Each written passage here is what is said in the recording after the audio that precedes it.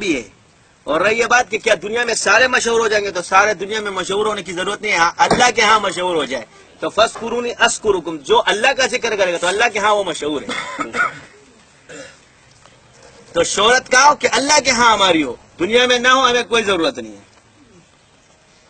اس لیے تو میں بولتا ہوں کہ لوگ مجھے آ کے دو جوتے مارے، پھر بولے یہ زانی ہے، شرابی ہے، کبابی ہے. اس شہرت میں گزر گیا میرا بیڑا غرق کر دیا.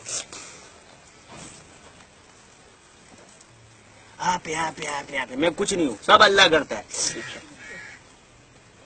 جب سے اس ٹی وی پہ آئے ہو، اس میڈیا پہ،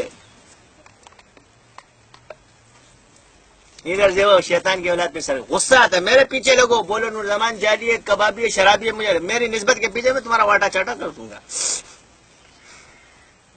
نسبت کے پیچھے مت لگو، میرے پیچھے لگ جاؤ. اس کی کوئی کچھ بھی نہیں بولوں گا، ایک جواب بھی نہیں دوں گا. میں ہوں. عزت تو اس کی خراب ہوتی ہے جو عزت والا ہو.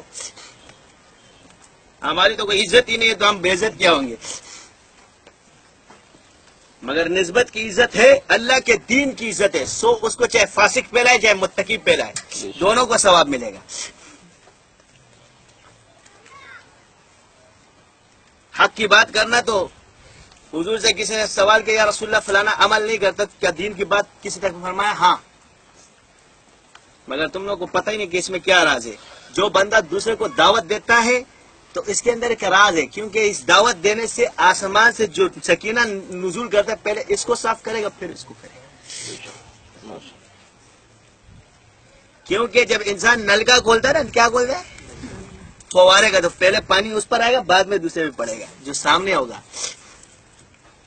تو جب یہ اللہ کے دین کی دعوت دیتا ہے تو پہلے اس کے دل میں آتا ہے تو اس کے دل کو دھوتا ہے پھر دوسرے کو دھوتا ہے. یہ اس میں راز ہے.